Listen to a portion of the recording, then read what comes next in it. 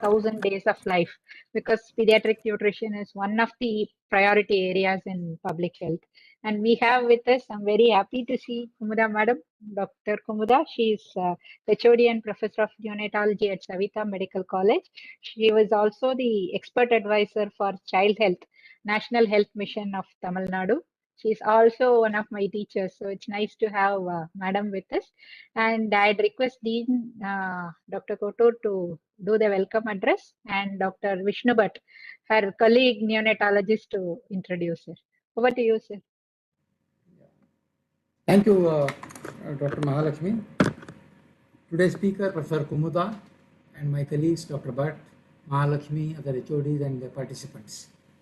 This is the 90th episode. Okay, we're heading towards the 100th one on this FFF platform. Professor Kumutha must be already knowing about this FFF platform. We have been meeting on every Wednesday, and uninterruptedly we have had so many episodes in this, and which has been shared by eminent personalities, teachers, educationists, scientists across the world. On behalf of myself and on behalf of our university at large and the management, I welcome you for this platform, Professor Kumutha. And well, a couple of thoughts about this, the nutrition for the first 100 days of life. Now, if I tell in my own words, this problem or controversy has been there since when I was a child. Now I have a grandchild, and the problem continues. Okay. Now this the controversy is related to breastfeeding versus bottle feeding, then whether to give us other supplements or not. These kind of things have been over there, but until a clear scientific basis is there, now we know that it's a critical window period during which the accelerated growth of the immune system, accelerated growth of the brain. This scientific basis reasoning was not present about the earlier, a couple of decades back. And I also remember one very specific thing. There was a time, from our children days, we used to be fed with ghee, enough ghee, cow ghee or buffalo ghee, and that was a very kind of in every rice or chapati, any dish, we used to put ghee. Then we started entering medical college, in my house, when my three brothers were simultaneously studying medicine. My mother, who was illiterate lady almost, she used to say, when we say no ghee, weight putting, cholesterol, all kinds of things, then she used to give example, her grandfather and everything, who till his last breath had the ghee, and he was totally immersed in ghee. Then the things changed. When we started realizing that, this lecithin is very much essential for the development of the brain or functioning of the nervous system, and the theory of cholesterol being the cause of the coronary heart disease is controversial, things have changed. But the controversy or the thinking or the concepts of the infant feeding, when other issues like when to start solid foods, these are all some things, gray area we used to have. Now we have a scientific basis for any of our actions. If we are suppose you ask why, there is some scientific basis. Study are available. And we also know that if the nutrition is not taken care of in the first 100 days, this window period or a critical window period from the pregnancy till the second birthday of the child, some irreversible damages also will happen. We all say, probably we used to joke, probably someone's screw is missing or thread is missing with the people who are little IQ less or something. Or then we used to ask, did not you eat ghee during your this one? Like that was in a village side also, they used to have that. And there is one more saying, the people who eat fish, they are very intelligent, their IQ is very much, people from Mangalore, Karwar. Then again it boils down to this only, fish contains a lot of these lecithin compounds, I think. So these are some of the things which, even though there was no scientific basis, were in practice, and now they are being authenticated by the various studies. So these are some of the thoughts are coming, and the person who is in depth knowledge of this problem of this nutrition in the first this critical period, 1,000 days and all, certainly she will be, I am hoping, that providing all the scientific basis for all whatever she will be advocating or advising or telling us. So with these few thoughts which come to my mind now, I will hand over the stage to Dr. Vishnu Bhatt to introduce our esteemed speaker today. Good afternoon to our Dean, Professor Kotur, Dr. Mahalakshmi, and all those who have assembled from AVMC and other places. It's a pleasure to introduce Madam Kumutha, who is presently the professor and head of neonatology at Saveetha Medical College, Kancheepuram. Before which she has served in Institute of Child Health for a long time. I know her for many years. She's very meticulous, hardworking doctor, and she must be remembering when we were examining in the early stages of our career. We used to ask students how to assemble bottle, how to make a right hole in the bottle so that the child does not uh, aspirate the milk, then how to hold the bottle, all those type of things. But now, if you show the feeding bottle, I don't think you will pass any examination of pediatrics or neonatology because we uh, recommend breastfeeding and exclusive breastfeeding either directly or spoon feeding, not bottle feeding, because once the infant gets for bottle, he cannot come out of bottle because he learns an easy way of feeding. He does not want to try another one. And she has been awarded several. She has received several awards. Best Doctor of Tamil Nadu. She has got fellowship from National Neonatology Forum. She has been a national trainer for NRP, FBNC, IV, IYCF, and she was member of the BPNS of India, Fellowship of Central NNF. And she has started the first human milk bank in Tamil Nadu at ICH. And of course, we also started later after the seeing our milk bank. And initially, we were having a lot of inhibition, thinking that whether it will work or not. But now we are able to provide milk for all those mothers who cannot give their own milk during the first few days of life. And she has made several publications in national and international journals. She has worked in several projects, and including many with IIT Chennai. So she's got many things to her credit. And after retirement from ICH, then madam has joined in Saveetha Medical College, and she is not a good teacher. And of course, we used to go for examinations for MD, DM together many times. And it's nice to know her. And she will be speaking on nutrition during the first 1,000 days of life. So it's very important because infant and young children feeding is very, very important. Not that feeding is not important after that, but it is the most important period because that is the time when the infant's brain grows, and any nutritional deficiency can have long-lasting effects. And I'm sure that with the talk, our knowledge will improve. As Dean said, we will learn how to feed grandchildren and others from our. Thank you very much, madam. So back to Dr. Mahalakshmi. Thank you, sir. Before we hand over the stage to Dr. Kumutha, I'd like to request all the participants to keep themselves on mute mode so that the audio quality is good for everyone. And also, we'd like to inform the participants that this program is being live streamed in YouTube and is also being recorded for academic use posteriorly. So with this, we'll request Dr. Kumutha to take over and deliver her talk. Over to you, madam. Thank you, Dr. Mahalakshmi. At the outset, I would like to thank AVMC for giving me this opportunity uh, in this WebEx series. And really, I'm happy to see my senior colleague, Dr. Vishnu Bhatt, and Dr. Kotur, the Dean, and of course, Mahalakshmi has been our pet pediatric surgeon. And always she has been in touch with us, wanting to do more all the time. I've seen her always energetic and enthusiastic. Thank you, one and all. And we'll go to the subject for the day. And I'll first share the slides and then we will do it. Yes, ma'am. Ma'am, you are the presenter now. Yeah.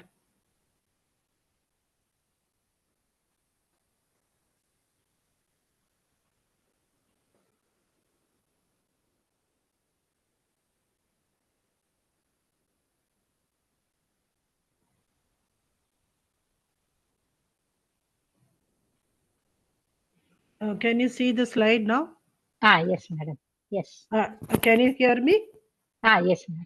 You're good Okay. to go, ma'am. Okay, thank you. So the topic for the day is nutrition in the first 1,000 days. It is like everybody, when we get this subject to our students, they would always ask, what is this 1,000 days, madam? And how is it important? But always there is a saying in Tamil, uh, see, ஆழ that means whatever we do, we should do it deep so that we have long lasting effect when a seed is sown. The same way, like the first 1,000 days are very, very important. What you do during those first 1,000 days, especially nutrition, is going to go a long way, not only in childhood but also into adulthood also. So my topic would be covering why first 1,000 days and role of maternal mental status, nutrition in pregnancy, IYCF practices, and how to optimize breastfeeding and certain principles of complementary feeding. Like if you look at these 1,000 days, we calculate the first antenatal 270 days and the next 2 years, which is early postnatal in infancy and early childhood. Like we know that when the baby is conceived in the mother's womb, so when we call it as minus 9 months, the baby starts from hardly from a gram to when the baby is born at 3 kg. So a baby who has to be from 1 to 3,000, so the baby is growing 3,000 times more in those 9 months. And for that, all of us know that nutrition has to be provided by the mother. And the maternal nutritional status is the most crucial and very important, and how she transfers the nutrition through the placenta.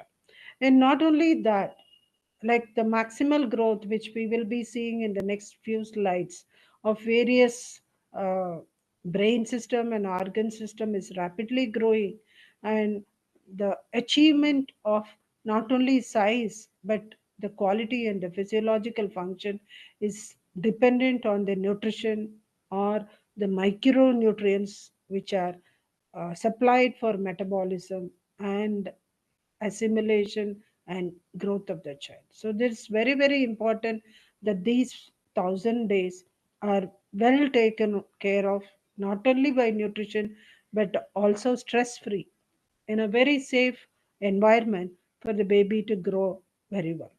And if you look at what is the impact of this good nutrition in the early life, it increases, prevents 10 times more from all life threatening diseases for a child. And their intelligence is very high. See, they are 4.6 times more grades they would be able to do if you provide nutrition.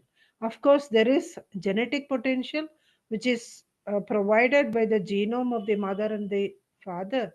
But of course, we know today epigenetics also plays a great role, and nutrition is one of the important components of epigenetics which we would be providing.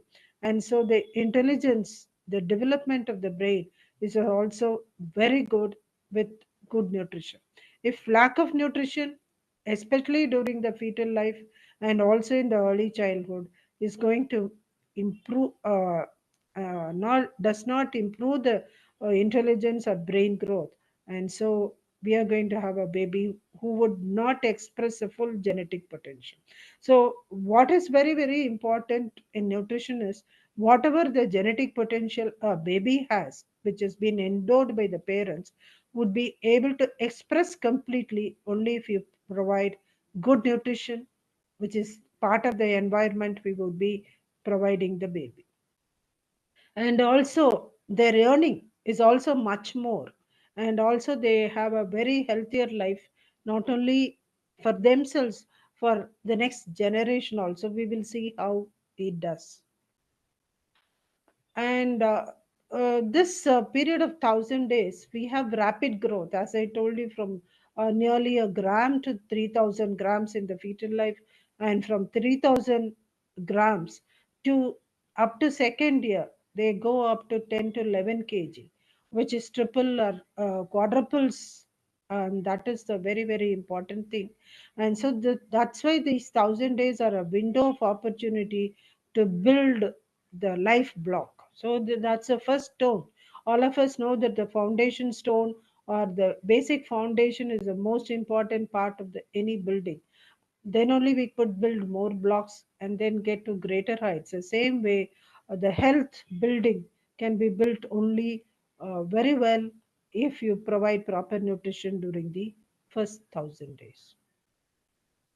And again, the development of brain, if you look at it, there are four important determinants of development of the brain. And and if you look at the period also, though 25% of the brain growth occurs within the first 9 months, and the next 75% of the brain growth occurs in the first 2 to 3 years. So that's why it's very, very important that the first 1,000 days are very, very important. Second part is the mother's mental status. Now, this is forming an important component of how she also transfers nutrition. If the mother has got stress, then she doesn't send her uh, nutrient properly. And not only, there are certain hormones which are also going to uh, diversely affect the intelligence or the brain growth of the child. And also the stimulation and safe environment, again, and parenting. These are the other things which really are the cornerstones or the pillars of development of the brain. And if you look at the MRI picture of the brain, you can always see, I can show this is the brain which has got a good nutrition in the first 1,000 days, and you could see the brain which has not been well connected, not well stimulated because of lack of nutrition in the first 1,000 days of life. So this is very, very important, the development of the brain. Brain is the one which makes us different from animal kingdom, because animals do grow, they also need nutrition. But what makes us different, humans different, is the brain and the brain growth. And so that's why it's very crucial that brain growth depends on the nutrition. And again, it is not only the brain growth, but development of other organ systems, especially functioning of the immune system. Very this point, even your dean mentioned that the development and functioning of immune system is based on the uh, immune system we have, and the musculoskeletal and the cardiovascular systems and other organs also do need nutrition. If you do not have folic acid an adequate amount, you know that we have CNS abnormality. So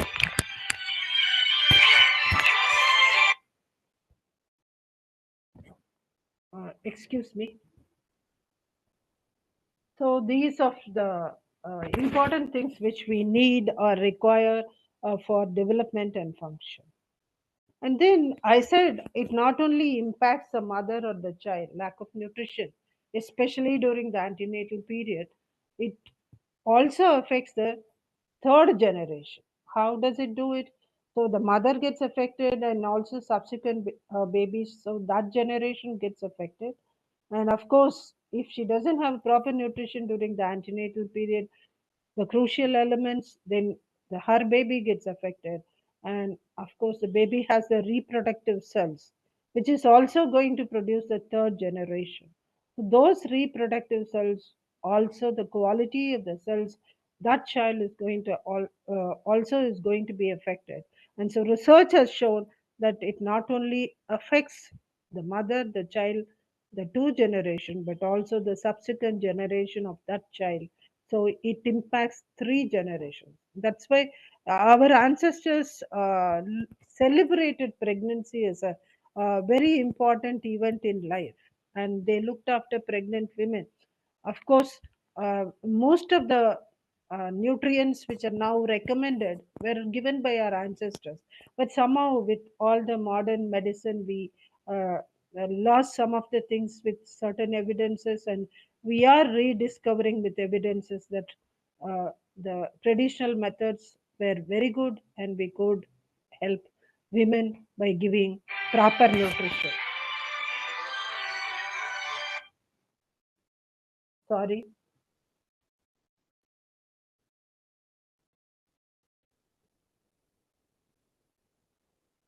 So the effect of maternal stress. Again, evidence has shown that toxic stress, which is could be a physiological stress or a very unstable environment in which the mother stays also, can produce high levels of cortisol, maternal cortisol.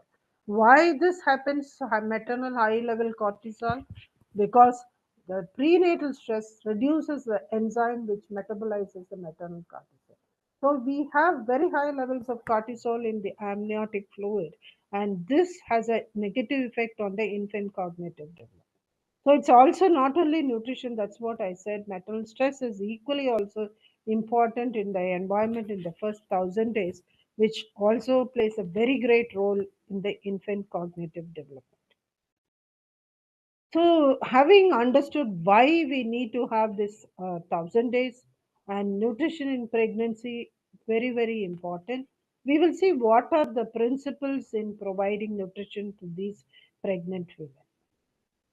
And of course, a pregnancy diet chart is a challenge because the mother has during the first trimester emesis, and there are a lot of cultural beliefs, especially because she's a young mother who has come from one cultural background or one family to another family, and she comes with a lot of beliefs, and there were a lot of conflicts between the two families in which she lives in the initial part of her married life.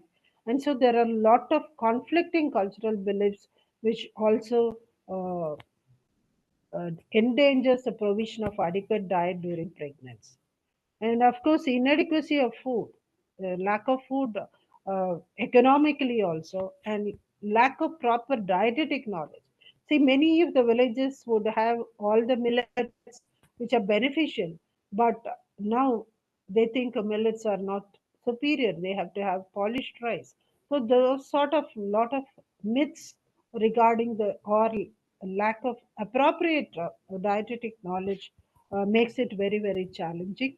And again, the number of times we have to feed, the frequency definitely has to be increased. From the normal, generally people tend to have three main meals, but during pregnancy, definitely 5 meals have to be given. At least three major meals in between two snacks is very, very important. And also, we will look at the nutrient need.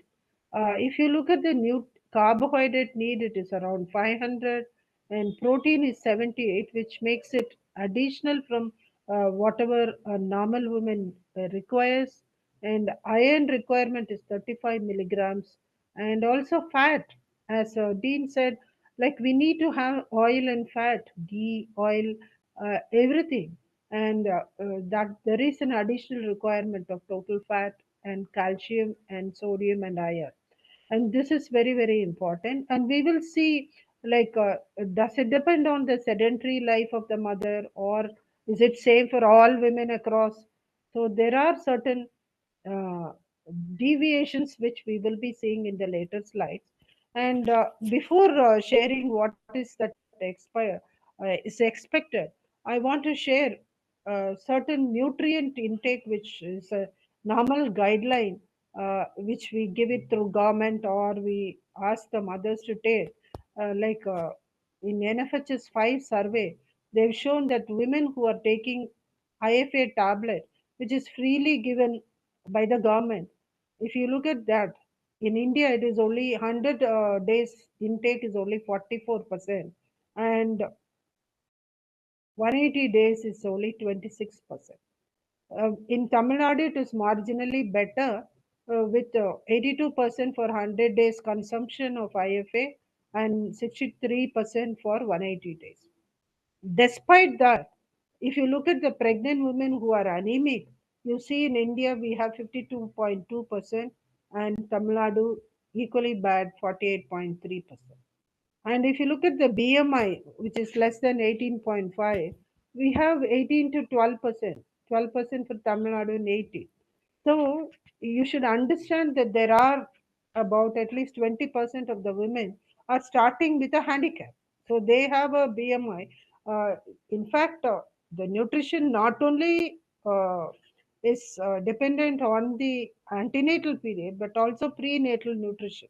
So if you have a prenatal BMI which is less than 18.5 in 1/5 of the population of pregnant women, then we know that we are at a handicap in the race. Of course, in the race, at least 20% of the people are behind by 1 or 2 meters, where we have to cope up. And if you look at what is the expected weight gain, it all depends on the BMI again.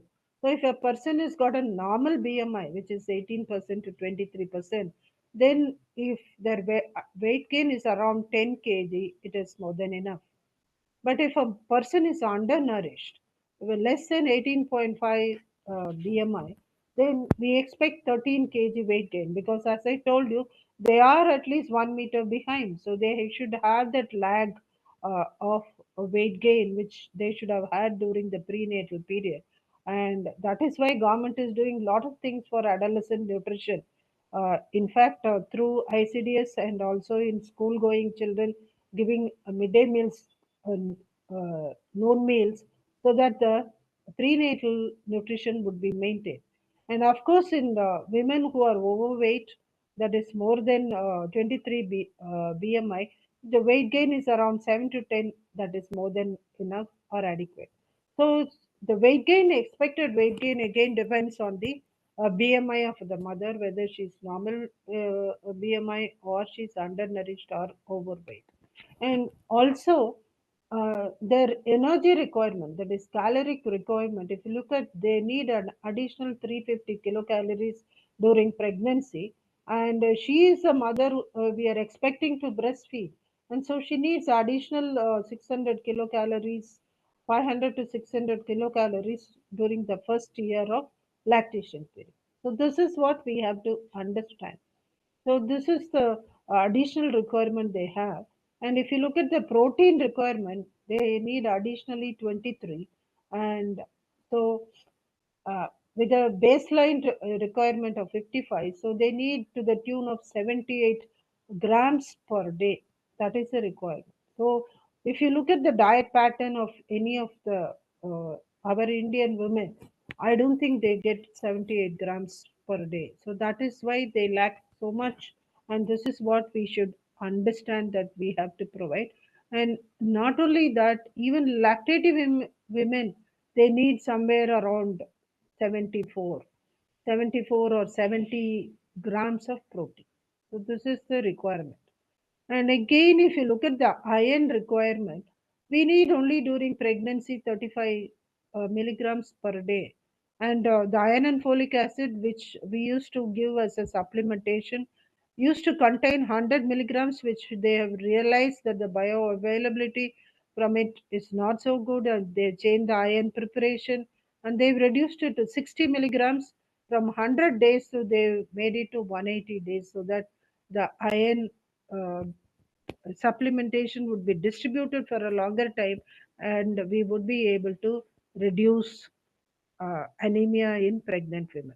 And we know that iron is an important constituent not only for a mother. Maternal anemia is one of the leading cause of maternal mortality, because if a woman goes in for PPH, maternal anemia makes her very, very vulnerable for succumbing. That is why it's very, very important. And if you look at the crucial nutrients which we need not only for mother but for the fetus also, iron, not only for erythropoiesis, for brain development. We know that even lack of iron in the first early part of the uh, childhood, that is the first and the second year, they have attention deficit, lesser span of attention, and their cognitive function is very much affected. So lack of iron in the mother again not only affects her but also affects the brain development of the fetus. And again, calcium, if we do not provide adequate calcium, that is why initially calcium was not being supplemented by the government, but now they have started calcium supplementation earnestly, and also ensuring that calcium is properly given to all the women. And this has to be given for the growth of the skeletal system of the fetus, and also prevents osteoporosis in the mother. And again, iodine is a very important component. That's why it gets fortified in the salt, and it is very, very important for the mental health of the growing fetus of the infant. So that is why iodine is again, all the women now are supposed to be, especially pregnant women, have to have double fortified salt with iron.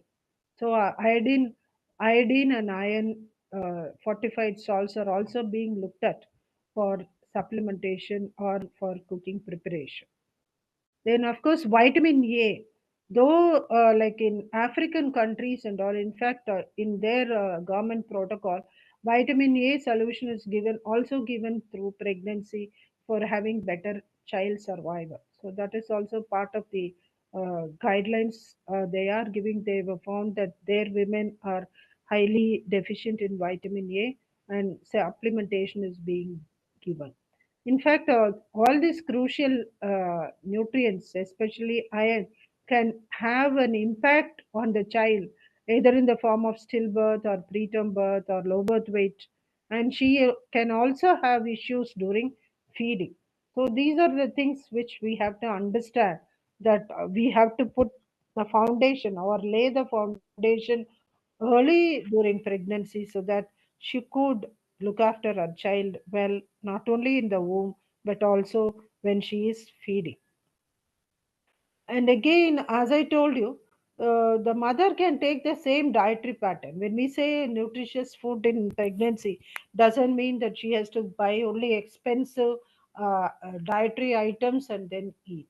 The same dietary pattern can be taken, but only what we should know that which is the source of important nutrients which are required by the mother. So iron, calcium, all of us know that green leafy vegetables, jaggery, dates, and all that is rich. And I don't want to go into it because the time may not permit me this. I think all of us know about this. But what we should see that all these components are added into their dietary pattern. So a source of iron, a source of calcium, and source of vitamins, and source of proteins. So, and if you look at the protein, as I told you, the protein requirement is 55 plus 23, which is 78 grams. And most of the time we draw our protein from cereals only, because predominantly in Tamil Nadu, rice eaters are there. Maybe even if you eat a little bit of wheat, that's a predominant source, because pulses are used but not in the good amount where the requirement would be met. And of course, non-vegetarian food, if you look at it, the amount of non-vegetarian food which is rich in protein, animal protein, is taken only sparingly. Most of them take once a week, and that too with all the viradams they have. They may not eat it all the time, and even if they eat non-vegetarian food, the quantity consumed is one or two pieces of meat, or one piece of fish or poultry they have. So that is why we have to say, even though they can have the same dietary pattern, the quantity should be more. Quantity to be more, and each individual woman at least has to be given a diet chart. We are always generalizing persons. We never sit with a pregnant women and write a specific diet chart based on her cultural setting, her availability or access to food items, which is never done. We always show a chart and say, you take all these items. So I think it is our duty who takes care of the antenatal care. We should sit with the mother and see what food she is eating pre-pregnant or currently, see what is the energy gap, protein gap, and micronutrient gap, and fill it with appropriate food she can afford with a variety. Because see, the problem I'm going to say about the supplementary nutrition provided by the government, it has got a good protein and caloric content. But if you look at all the surveys and studies done on the use of take-home ration, they're not taking it because of monotony. Because most of the time, many of them are actually feeding cattle with it because of the taste and also monotony. So, though we say all these things, there should be little bit of taste variety should be there, and food variety change within a week is also very very important to tell that the food would be consumed. And also we have to take the issue of hyperemesis. See, many mothers may have certain preferences for certain food. Certain food would be accepted by them during pregnancy. All these issues should be taken into consideration before we give the dietary advice, instead of generally saying and showing some chart and saying these are the food you have to take. I think we have been doing it for years together, decades together. As Dean said, it was a problem when he was a child, and still it remains a problem when we are going to have a grandchildren. That is because we lacked in micro planning, that is specific diet chart for an individual mother, and micro planning, that is what we have to work on. And I think most of the diet guidelines I have taken care of in this. As I told you, regional and cultural preferences would be there. But despite that, we have to see that adequate diet is given. And again, once again, I want to reiterate that oil based on her nutrition. See, the more she's undernourished, she needs a higher content of oil. And if she's overweight, she has to cut down on oil. And use of double fortified salt, as I told you, iron and iodine should be used, so that not only we get iron from the source of a fortification, but also iron and folic acid, and also from food, because we need to have multivariate sources somehow or other. Despite iron supplementation, iron and folic acid uh, provision, we have failed to raise a hemoglobin of pregnant mothers, and we are seeing anemia to the tune of 40 to 50%. So this is where we have to concentrate. And again, cereals, when we are using the cereals, ask them not to use rice day in and day out. Many people say, I take rice, take only sadam, and I'll take tiffin, idli, dosa. That also contains rice. So ask them to take millets like ragi, jawar, kambu. There are so many millets which can be replaced with rice along, or rice twice or thrice a week, that has to be taken. And again, quantity of non-vegetarian food, at least twice or thrice in a week. That is the most important thing we have to uh, uh, see that it is done. And again, the fiber content, 25 grams per thousand, has to be done. And of course, plenty of fluids uh, for the mother, pregnant mother, is equally important, because many mothers, when they come into labor, they come very dehydrated, and when they lose some blood, they are in shock. So, adequate fluid intake is very, very important during the labor time, because many of them do not take any food and leave alone fluid. And if we say they will take one coffee, so that is another thing which I will come in. What are the things which should be avoided also has to be taken care of. And this is the supplementary nutrition. There are two types which are being given by Tamil Nadu. One is through ICDS. The pregnant women receives, that is take home ration of 165 nutrition mix grams, and this contains 100 grams 400 kilocalories. So almost, so when they are given 165, so they get about 250, 1.4 times, that is about 600 kilocalories they are getting through this take home ration itself. But the protein content is much less. See, if you, it is only 11 grams, even if you multiply, round it by 1.65, it will be around only nearly less than 20 grams. But that is a requirement, 23 grams extra, provided we know that they eat the 55 grams, which is baseline. That is very, very important. This is the other take home ration which is given for children. And again, this take home ration is not distributed to all mothers, because those who are registered in ICDS are few. Only about 30 to 40% of the pregnant women are registered in ICDS. Not all of them are registered. Even in Tamil Nadu, where we have a very good utilization of public services, so not all of them are getting, and many of them not attending ICDS are not receiving this take home ration. So that is very important.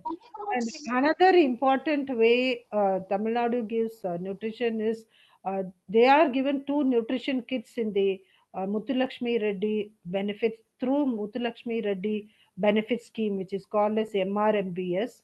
And these are the contents of the nutrition mix. They have 1 kg nutrition powder with an iron and syrup. This is add on to the iron and folic acid they give, and also they get ghee around 500 grams. So they get 2 nutrition kits during 9 months pregnancy.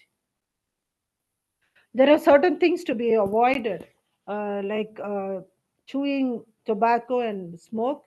Of course, tobacco chewing is only there around 8% according to NFHS survey. And of course, consumption of alcohol is 0.3 to 1%. But consumption of carbonated beverages, it just fills the stomach and deprives of the nutrition to the mother. Many mothers, if you have, they have the habit of drinking the soda, especially when they have hyperemesis, and they fill the stomach with this and they don't eat at all. So very, very important. And cooked food with hydrogenated fat like vanaspati and all that should be avoided. And sleep immediately after eating any meal, because they may have problems in digestion, so they have to avoid that. And also, another important thing, consumption of coffee and caffeinated drinks like Coca-Cola and things like that. It really can, even studies have shown that it can also affect cognitive function of the child, taking too much coffee. So these are the things they have to avoid in the diet. They have to. So time and again, I want to repeat that though we have given pictures and given too many items, what we have to do is individualistic plan depending on what is available and accessible to her at her household, and then how to fill the gap she has in the nutrient deficit, nutrient uh, supply. So this is the question. I think Mahalakshmi, if you want to project, you can project how much additional calories is required for a pregnant woman, additional protein, and what is the daily requirement of iron for a pregnant woman. From here only, if they want, they can answer in the chat box. Yes, madam. Yes. So additional calorie requirement, additional protein requirement, and iron requirement. Okay. Keep putting in the chat box. After some time, we'll come to your answers. So to summarize, we have to understand that nutrition is very, very important, and it is easily said that you take good food during pregnancy, but that doesn't happen. The food which is balanced, which is adequate in calories, adequate in protein, and adequate in micronutrients and vitamins have to be provided, and we should give individualistic plan. That is what now ICDS is trying to do. Hopefully we will be able to have better nutrition in the coming years. Then I'll move on to the next topic, which is nutrition for the first 6 months of life. So we have realized the importance of nutrition during pregnancy. Then we will come for infant and young child feeding. And if you look at what are the recommendations for infant and young child feeding, it is simple. There are only 4 guidelines which we have to follow. One is early initiation of breastfeeding within first hour of life, and then promote exclusive breastfeeding for the first 6 months of life, and introduction of complementary feeds after 6 months along with breastfeeds, and continuation of breastfeeding for 2 years and beyond. That's all. In these 4 guidelines, like I would say, like as health personnel, we ourselves fail to understand the importance of the first and the last. This in between two are being spoken to or being promoted by all the health personnel, but initiating breastfeeding within the first hour of life, though we talk in all the meetings like this, but our implementation is very, very poor. And again, continuation of breastfeeding for 2 years and beyond. This is one thing we lose our energy. We promote exclusive breastfeeding for the first 6 months. Once some complementary feeds are added, then we forget about breastfeeding. So that I feel the first point and the fourth point has to be much more vigorously implemented for us to have the good nutrition for the child. And again, I want to show you some data. Sir wanted some evidence. See, if you look at the IYCU practices in our country, recently we had the concluded NFHS 5. Though it was supposed to be 2019-21, we had the results recently only. And if you look at the early initiation within 1 hour, we have only 41.8%. India and Tamil Nadu marginally better, 60.2. See, all our deliveries are happening in institution. According to NFHS 5 again, in India, 88% is happening in the institution. And in Tamil Nadu, it is happening in 99% of all the pregnant women are delivering in an institution. But we fail to start breastfeeding. What is a big problem? I don't understand. Whether the motivation or commitment, I don't understand. Because we do all other things other than starting breastfeeding for the mother, for the baby. And that is, and if you look at the exclusive breastfeeding rates also, we have improved from NFHS 4, the 63.7, but Tamil Nadu, you look at it, it's much below the Indian average, Indian percentage. And those who are receiving complementary feeds after 6 months is only 40.9, 45.9. That is, 1 in 2 children are not getting it adequately. And if you look or not getting it, and if you look at adequacy of that diet, you see only 11.1%. See, that is what, like pregnant women, we are talking, but they are not adequately getting what they should get. And it is even worse in non breastfeeding, which is 12.7. And if you look at anemia in children, this is very, very shocking. Two-thirds of the children in India are anemic, and even in Tamil Nadu, it is almost the same. So that means, where are we? Our complementary feeds is very bad, and we are not giving adequate diet. And if you look at the early initiation, we are not doing it. That means really we are apathetic. We are like a kwashiorkor child, not bothered about infant and young child feeding, because the children are during the first hour, the golden hour we say, are all in hospitals. So it is squarely our responsibility to start the feeding within 1 hour of life. And if you look at the nutritional status of the children under 5, you see stunted 25%, wasted 14.5%, and children 5 years severely wasted 5.5%, and underweight 22%. Everything, if you take more than quarter of the children are stunted and underweight, and severe wasting to the tune of 5.5. And you know that severe wasted child, weight for height 5.5%, they are going to have serious problems, and they may succumb very badly. So this is what we have to realize, that our nutritional status is very, very bad that we have to work on it. So, like all of us know why we have to give breast milk. I don't think I need to give any more evidence, but still, I would tell you some of the facts which help, which will tell us that why we should start breastfeeding in the first hour and why we should promote exclusive breastfeeding for 6 months. See, suited for the rapid growth, because as I told you, a baby who's born 3 kg triples the weight by 1 year, 9 to 10 kg, and quadruples by the second year.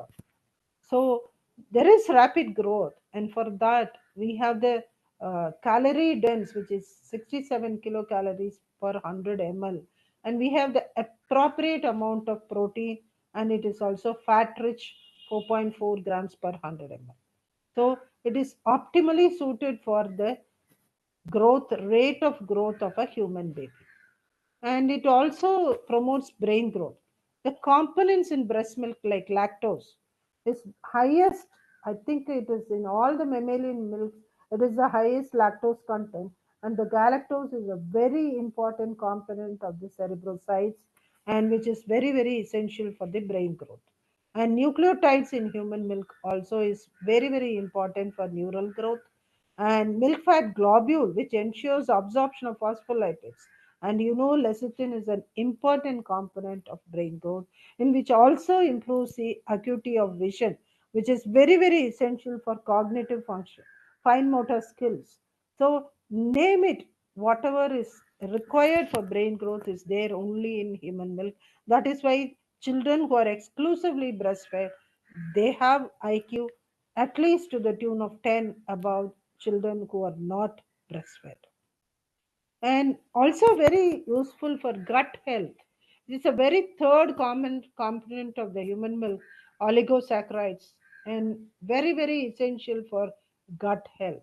And we have also prebiotics which promote the growth of lactobacilli and bifidobacteria. We know these probiotics are very, very essential for the gut environment, having a proper commensal bacteria inside and not a pathogenic. And for that, we need prebiotics, and they are there in the breast milk. And it is not only that, all these prebiotics are very species specific, and it is individual baby specific. Take it a preterm baby. I'm not going into all the preterm milk composition because of time lag. And again, it is suited for a preterm baby growth. So we should know that breast milk is for all our babies, whether they are low birth weight, whether they are preterm, whether they are term baby. And also, we know that high demand is there, but there is some gut maturity. What is there in breast milk? We have 80% whey and only 20% casein. So this lactalbumin is easily digested. And we also have in the intestinal villi, we have very high lactase content.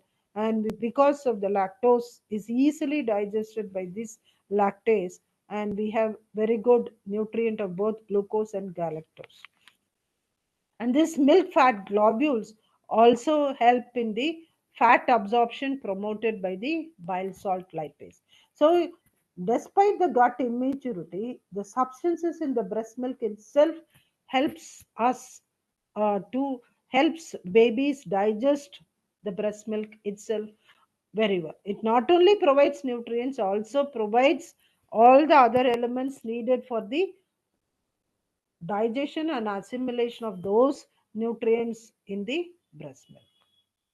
Then, if you look at the impact of breastfeeding on under 5 mortality, if you look at the under 5 mortality and what is the best intervention which is produced a change, you see exclusive breastfeeding 13% and complementary feeding appropriate 6%. So, nearly 19%, that is 1/5 of the under 5 mortality, can be just reduced by simple intervention, which is promoting exclusive breastfeeding and giving adequate complementary feeds started at the appropriate time. That's all. That's all we have to do. And it is all party vaidya. We don't need a medical person to promote this and do. but somehow it is not getting promoted. And we need lot of behavior change communication for not only for the parents, we need lot of behavior change communication for the health personnel to promote properly. Because the minute the mother comes and says, I don't have adequate breastfeeding, we don't even ask her the history, how she is feeding, how we have to be helped. We just generally give a prescription for some other alternate feeds. So that should not be the attitude for the health personnel. So, like having learned all the theoretical and evidence aspect of why we should promote breastfeeding, we'll see how we should do this. So, the simple thing we have to do is first now the Lakshya tells. For that. No. Hello, hello, there is some disturbance, Mahalakshmi. Yeah, I Yeah. muted that person. Okay. So we have to start soon after delivery. Deliver the baby onto mother's abdomen. And after delayed cord clamping, again, that is another intervention which is improve the iron stores in the baby. So put the baby for skin to skin contact, delay your cord clamping, and then after 1 or 2 minutes, cut the cord and put the baby like this on the mother's chest for an uninterrupted skin to skin contact. Automatically you need not initiate, the baby would go root and then initiate breastfeeding on himself or herself. He will do, because the baby would keep trying to do, the mother herself will do it. What we need for this is the obstetrician, labor room OT nurse, pediatrician and anesthetist should cooperate. See, the minute the other day I went and did a normal delivery, skin to skin contact, because I had a complaint from the PG, the obstetrician is not allowing. I went and told, she didn't realize I was standing. She was shouting at my PG. See, I have to do episiotomy. Why do you want to keep the baby here? Put the baby in the trolley. See, that is the amount of education we have given to her. So, in fact, our experiences when the baby is on skin to skin contact, even during the episiotomy, the mothers don't kick that much because they are concentrating. They are creating the early skin to skin contact bondage, the brain growth. If the baby and the mother are like this, she doesn't secrete high cortisol level. As I told you, high cortisol, maternal cortisol, which will be secreted again in the breast milk, is going to affect the baby's amygdala, and we are going to have a lot of chaotic thoughts in the baby. So this is one simple thing which we have to do: deliver the baby onto mother's abdomen, delay the cord clamping, and cut it after 1 to 2 minutes. Put the baby onto mother's chest and start feeding. And we need all the health workers blessing for this. Unless they bless our children, we won't be able to do this. And again, this should happen not only for vaginal delivery, for LSCS. That's why I said for LSCS also we need the anesthetic cooperation, because they always say the baby mother has to be sedated and all that. Please sedate the mother after she starts feeding. And you know that feeding cues are the best during this first 15 to 20 minutes. That's the most alert period of the whole that patient's life, I believe. So that is the most important alert period. So during that period we have to start breastfeeding. As I told earlier, 88% women deliver in the hospital, but early initiation is only 44.1%. That means half of them we are not bothered to start early. This itself will reduce the neonatal mortality by 22%.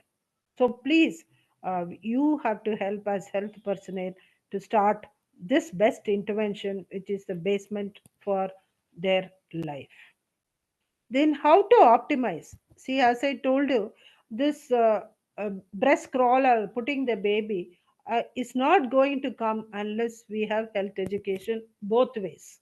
It is not only we educate the mother that she will have the baby in the chest soon after birth, but also I should be able to get convinced that this is the best intervention a baby should receive soon after birth. So, health education or behavior change communication is the most important thing I feel out of all these intervention, then somebody should be there to help the baby to breastfeed. See, first feed either the birth companion or the nurse who delivers. Somebody in their labor room should help. And again, while they are helping, they should teach them proper attachment. See, this is the most important thing we are finding problem today in all women. We assume that women will naturally breastfeed, the baby will also naturally breastfeed. But both of them need some assistance and help, and that should be provided by the health worker. It is the duty of the health worker to supervise the first feeding. If there are no issues with both of them, she would leave them and continue to supervise the next few feeds. But if the baby has got any problem in attaching himself or herself to the breast, then the mother and the baby needs assistance for next 2 to 3 days for each feed. Then only they would be successfully able to breastfeed. And again, keep the baby and the mother always together like this. Never put a separate cradle and separate the baby from the mother. This is very, very important. Whenever the baby lies away from the mother, feels very, very insecure, and they don't perform well. But whereas the mother is there next to her, whenever the baby wants to feed, baby would turn the face, root, and the mother also would take the cue and immediately breastfeed the child. So rooming in and bedding in is very, very important. And all mothers have to be taught how to express milk, because in case there is some problem, express breast milk will be given in case they have to go out of they are going to work. So these are the 6 important cardinal principles which we have to do to optimize breastfeeding in our mothers. And again, breastfeed both day and night. This is very, very important. The number of times you breastfeed, at least 8 to 10 times a day, and at least twice in the night. This is a simple picture because I thought very nice. The minute we started showing these pictures to our mother, with all this sun, midday, and moon here, and 2 breastfeeds in the night in a different color, they understand that they have to breastfeed so many times in the day and at least 2 times in the night. The number doesn't matter, but at least they know that they have to feed frequently. So that is a concept very nicely done by this IEC material. And then another important thing the mother should understand is a cue based feeding. That is, when the baby is drowsy like this, or actively sleeping, or in deep sleep like that, is not going to feed. So when the baby is in the alert state like this, or in the active alert state, in these 2 states, the baby would feed very well. And if the baby is crying too much, angry like this, and again the latching and rooting will not happen. So this is another picture really the mother also understands. And this is in the RBSK manual. And this also helps mother that she has to pick up the baby when they are like this and then start feeding the baby. And it may not be successful when the baby is in these 4 states, when they may not feed well. So this is very important. And again, this wet diapers, especially many mothers get this from the internet, that their baby should pass at least 6 wet feeds. Wet diapers should be there. But this does not happen in the first week of life. So please tell them that this happens by day 7. Hmm? So only after the first week you will have wet diapers of 6. You will not have it in the first week. They may pass 1 or 2 times during the first time, but early initiation and frequently feeding would improve the milk output from the mother, and she would breastfeed very well. So that is what we have to uh, educate the mother. And also various breastfeeding positions we have to teach. See, we have had very great experiences in this, because on day 1, if a mother has got episiotomy, don't force her to sit up and breastfeed. She can lie down like this mother and breastfeed. Only she should have the head up, and proper positioning has to be taught how she can lie down and breastfeed. It's not going to harm. But many of the uh, uh, health workers are taught you have to make the mother sit up. Even a cesarean mother, they may be very difficult to sit up in the initial first week of life. So they can have some reclining position or sideline position, and they can breastfeed. It all depends. If a mother has got a large breast and the baby is a preterm baby or a low birth weight baby, latching might be a little difficult. But if you hold them in the football post or cross cradle like this, football hold like this, then they will be able to breastfeed. So twins can also be tandem fed like this. So these are various positions, options which we have to tell the mother, because without knowing all these things, lactation management, you should not go and write some prescription for alternate feeds. And again, special care of preterm and low birth weight, we have to teach them proper positioning and attachment, and kangaroo mother care. This has done wonders in improving the breastfeeding and also milk secretion of the mother. The longer she keeps the baby in kangaroo position, then the baby learns, or maturational process of that baby oromotor reflexes seem to be faster, and so that baby feeds very well. And also the mother milk secretion and her ejection is better because she is having the baby all the time. Her let down and oxytocin hormone secretion is very good, and she secretes more milk by prolactin also increase, and that baby is successfully able to do it. Even if the mother has got problems in the initial first few days, now most of the hospitals are having milk bank. You can ask them to borrow milk from the milk bank and then give, and then teach them proper thing. But only thing is, when there is a milk bank, there is always complacency in the health workers attitude. They always collect the milk from milk bank, do not encourage the mother and support the mother in breastfeeding. So that lacuna should not happen. We should always, a mother, especially preterm mother who cannot breastfeed directly immediately, we should start expressing soon after birth and then promote breastfeeding. How to hand express or using manual pump, that has to be taught to all mothers before they go home. Yeah, I'm just coming. And another important thing which I want to say is this is latch score, that is assessment of breastfeeding before you discharge. I feel all mothers have to undergo this latch score.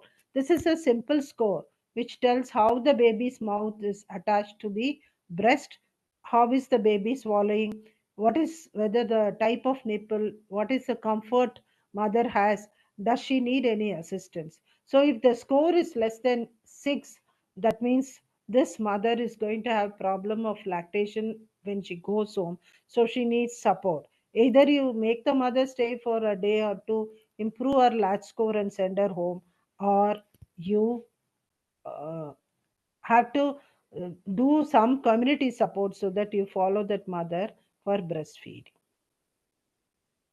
And the journey of breastfeeding may not be always smooth, as I told you, but solutions always exist. So what we should see is that initiation and optimizing positioning and latching, understanding the prolactin and oxytocin reflexes in the baby is the most important thing. And during this first 6 months, we don't promote anything other than exclusive breastfeeding for the first 6 months of life, except vitamin D supplementation for the first 6 months, 400 international units daily. That's all. And of course, modern science has not produced anything equivalent to breast milk for young child feed. I'll skip this. You can take this question. What are the 4 WHO guidelines regarding infant and young child feeding? Then coming on to complementary feeding. This is what you want to give after 6 months of exclusive breastfeeding. Like we know that rapid growth is occurring after 6 months. Then the, as shown in this graph, exclusive breastfeeding will not be able to meet the energy requirements and other nutrient requirements. There will be a gap. So this gap has to be filled. That is why at 6 months complementary feeds are added to the breastfeeding. And also, like we should assess whether the developmentally also that the baby is fit or optimally would be able to accept. By 6 months, we know that baby would be able to sit up with support, open the mouth, and also ready to take food, swallow it, munch and swallow it, and will not be pushing back. So it's very, very important for complementary feeding, not only the chronological age, and also this developmental readiness is also equally important. So we have to start timely, which is at 6 months, and also we have to give adequate energy, protein, and micronutrients. And also, what is important is we should promote active feeding. This is what is most of the women are not doing now. They are always running behind the baby, even at 4 years or 5 years, without allowing them to eat by themselves. And again, hygiene should be taken care of for a safe complementary feeding. The advantages, if you add, we saw that adequate diet is not being provided by NFHS survey, so it is going to hinder optimal growth, and you will have more stunting and malnutrition like we saw only. And we will have more diarrhea, more respiratory infections, cognitive development would be less, and psychosocial development would be less if you don't give optimal complementary feeds. This is the energy requirement. This we can get it from any table, any reference you have. But what you should understand is that by 2 years, they need a caloric requirement of around 1000 kilocalories for their growth. And they should take food from this food pyramid. Like if you look at this is the base staple food. 3 to 5 meals we give, either cereals in the form of rice, ragi, wheat, whatever form. Start with semi-solids first, and then progress to solids, and then add on. See, this is one thing which what is in the bottom of the pyramid, that is vegetables and seasonably available fruits, which is multicolor. See, this is what we tell mothers, they should have multicolor. Try to avoid which is only white. See, because rice is white, of course milk is okay, it is also white, but other things which are colored has to be added. And what we should not give much is, which is very, very drinks, things like all the junk food should be avoided. And again, what I wanted to say again, responsive feed. That is, always feeding should be led by the baby. We should not be keeping on pushing food into the baby and then adding water. That is not. Food is an enjoyable, eating is an enjoyable exercise, and they should be requesting for food. And whenever the parents eat along with them, if they are made to sit and eat, they learn how to eat, and you should put a separate plate for them. And this is the diet chart one, South Indian. We can follow anything, but what we have to show is that apart from 3 main meals, they should also have at least 2 to 3 extra meals, so that the nutrient energy lack is fulfilled. And for anemia prevention, not only in Tamil Nadu, it is there all India. We have 1 ml of iron folic acid syrup supplementation, which is given, where we give 20 milligrams of elemental iron and 100 micrograms of folic acid. This is supplied through ICDS or through sub-centers, and it is given bi-weekly on Monday and Thursday. Again, its implementation is not to the desired level, and I think if it is at least implemented properly, we will not have anemia to the tune of 57%. And again, when the baby is sick, what people tend to do is not to give the complementary feeds at all. So the accepted food should be given. See, please give the accepted food. Breast milk is the best milk we can give when the baby is sick, because seldom the baby rejects. Even if the baby doesn't suck, you can express and safely give express breast milk. And then energy dense fluids like kanji or mashed dal or things like that, which has got both some nutrient and energy content and easily digestible, and it should be given in small quantities and frequently.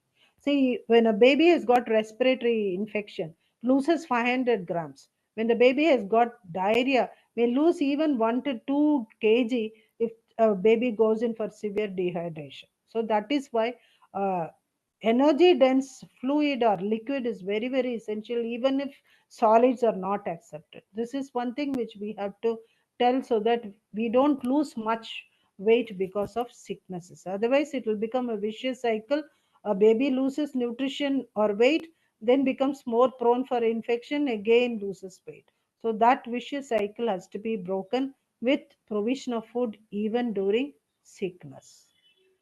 Then regular growth monitor. This is one thing that all of us, though there are systems like ICDS where they have to take every month weight, but cognizance is not taken on weight. That is, weight is taken, it is either not plotted, or even if it is plotted, the drop or flat line is not, you just continue to say nalla saapadu kudu, you continue good food, but we again don't put individualistic plan which is required for the baby to come and pick up the weight and improve the weight. And another important thing is also any medical causes are there, like heart disease or cleft palate which is not repaired, which will interfere in feeding. That also has to be handled before we dump the child only as a nutritional deficit. And then creating kitchen garden and planting trees. This does not happen in urban area, more so in rural area also. Despite the presence of space, we are not actively promoting this. In fact, agricultural department is trying to do this in villages as part of this first 1,000 days now. Convergence is happening, that is from health department to agriculture department. At least in the houses where malnourished children are there, they are going and planting certain kitchen gardens. Hopefully we will have some intervention happening. Then same way, small animal breeding. Like earlier, we used to have egg in their own house. They used to breed chicken, hen, and all. But we don't have anything like that. So they don't get protein-rich animal protein at all from their own source. So coming finally to the last slide, there are few more slides, but these are the key points which I want to stress. Nutrition during pregnancy is very, very critical.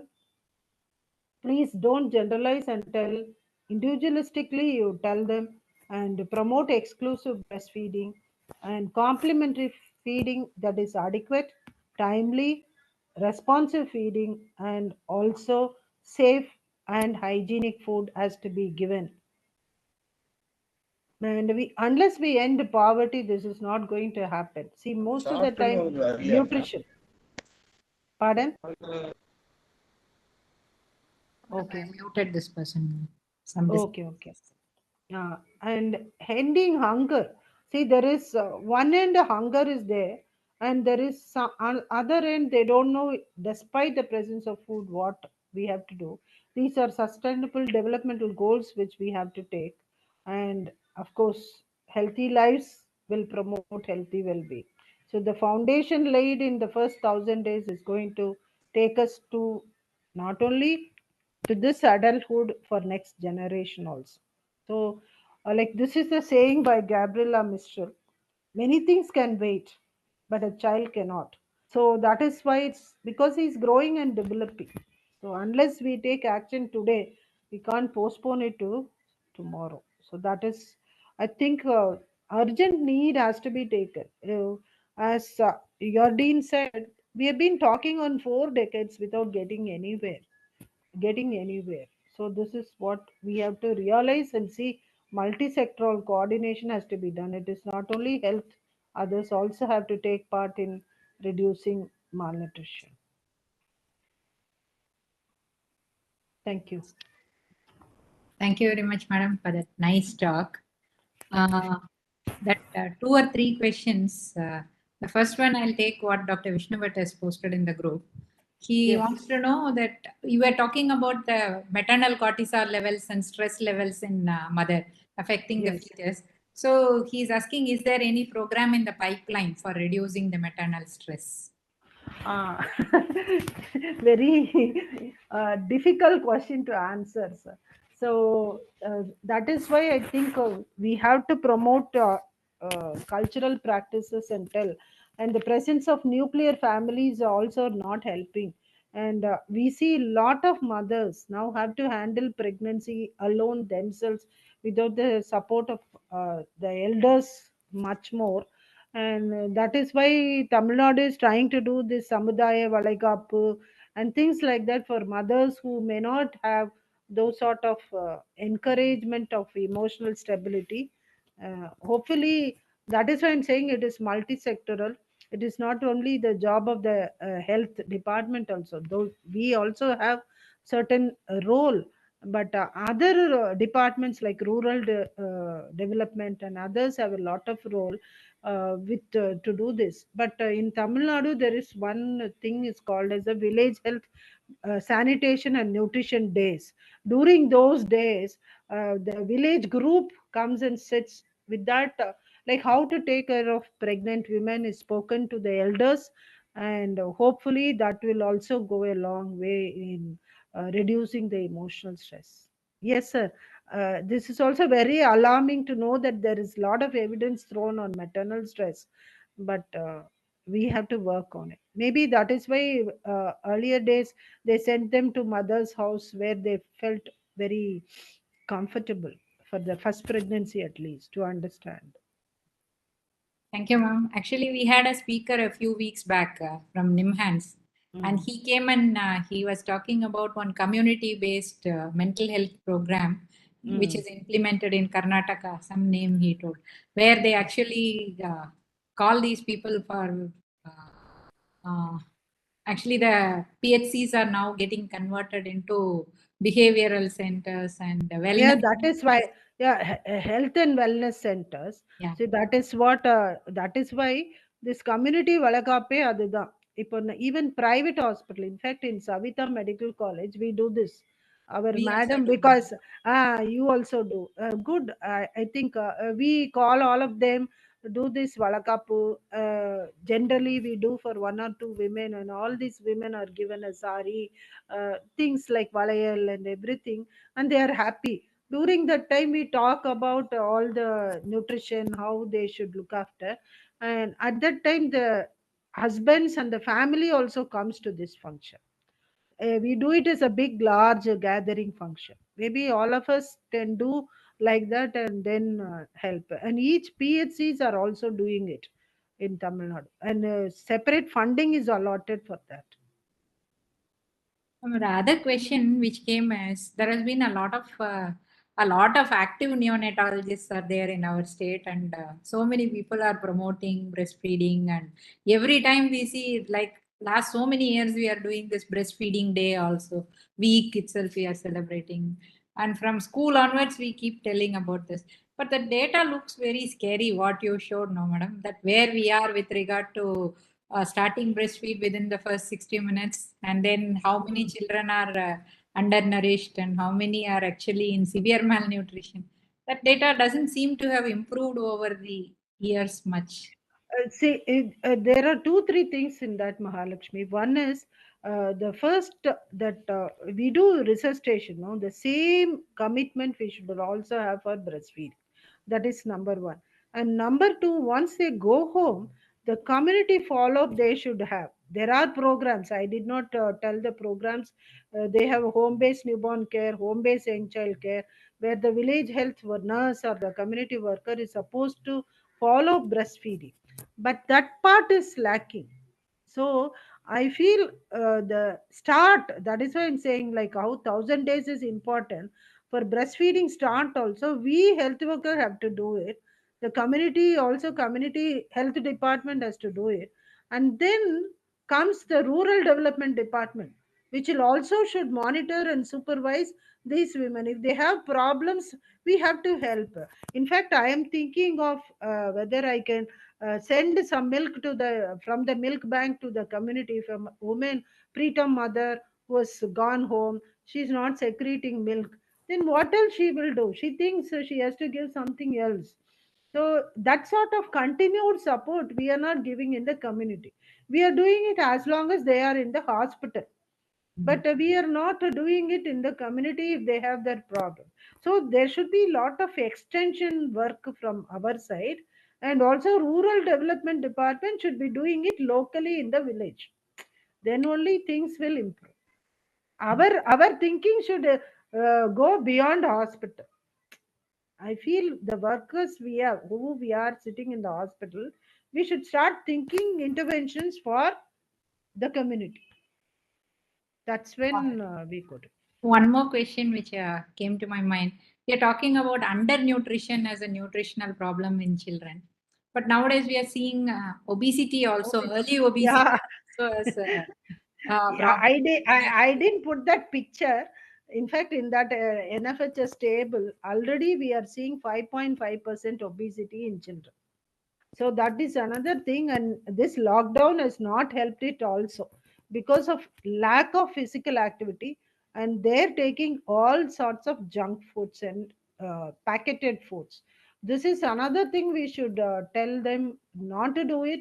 And many people, even young girls now, uh, they want to take those food rather than which is homemade. So that is again another behavior change which we have to bring it back. This is what, Yeah. like your dean said, we have to keep on telling what our grandmother told. Again, tell them. Yeah. Thank you, Madam. Sir, Vishnubhat sir, comments, feedback, suggestions, Yeah, questions. I think Madam has covered in very detail. Of course, scientific knowledge keeps changing. So, one of my professor used to say, science is like fashion. So, what was fashion some years ago becomes out of fashion, then it again becomes a fashion. Fashion, Like the correct. hairdress, dadi, or sleeves, everything will keep changing one by one. Similarly, people are never happy with what they are. But I think scientifically, what is correct, we should tell. And we are having so many feeding programs. But what happens in actual practice, maybe these children go there, eat, and come back, but they don't give food again at home. So finally, it gets nullified. The effect is not seen that much as Madam is telling. We really do not find too much improvement in the nutritional status, Status, and maybe yes, sir. because I think the In fact, a survey done in Rajasthan on this take home ration, sir, 80% of them are feeding it to the cattle. Only 10%, rest of the 14% are eating, and that too they are not exclusively eating for themselves. They are sharing with the family members. and So one quality of is the palatability, and again monotonity. Caesar. I spoke with all the mothers. I asked, why are you not eating? They said day in and out they can make only urunde, laddu, or kolkata with that. Every day we can't be eating the same thing. See, that is their uh, feedback. 9 months we have to eat the same thing. Uh, so I think locally available food for that money can be given as variety. That's what I'm trying to convince ICDS people. I The, don't know. the other thing, no, Madam. Like no, Yes. in PHC in the early part of the career, like before diet came, no PHC, when they have to give diet, they used to give a small token where they can give this token and go to the local shop, idli kada, and they can buy whatever they are selling there. Maybe we can give tokens like that, that like homemade இந்த மாதிரி food கிடைக்கிற இடத்துக்கு போய் சாப்பிட்டுக்கலாம், அந்த மாதிரி ஏதாவது சொல்லலாம்னு நினைக்கிறேன். Yeah. Food tokens. we have to congratulate Madam. Very nice talk. Yes, Madam. And other thing also, no, Madam. It's not very fashionable, no, saying that breastfeeding. Like it's nice No, to but talk nowadays, about mRNA vaccines. It's nice to Mm. talk about proteomics and genomics and human genome. no, there is so much genomics is there in breast milk. That is what I'm trying to say. I did not talk about all those because there is no time. But those, you take oligosaccharide, there is so much there. You take prebiotics, which you were giving there. And sir knows, like they said, probiotics will reduce NNEC. But I am not using any probiotics. After human milk bank, we are not having any NNEC at all. So even pasteurized donor milk is helping. So that is what we have to understand. Thank you very much, madam, for that very nice and elaborate talk. And normally we keep listening about breastfeeding and complementary feeding that everybody talks. But the early part, that first 365 days of pregnancy, what you covered, and that 9 months, I think that was very new and many nice concepts were told. Thank you for taking time and with lot of passion and energy you had delivered this talk. On behalf of the Scientific Forum, I thank you. And I would like to inform our participants, next week we'll come with another important area in public health. We are going to talk about mixed method studies and how they can help us in public health research. And Dr. Kavita Vasudevan, who is the professor and HOD of community medicine at IGMC Pondicherry, she will be the person who will be delivering the talk. So we'll again meet you on next Friday at 3 p.m. Thank you, ma'am. See you. Bye. Thank you. Bye. Thank you. Thank you. Thank you, sir. Thank you, Dr. Mahalakshmi. Thank you, ma'am. Ma'am, Dean had to giving leave me this urgently because opportunity. there was a meeting.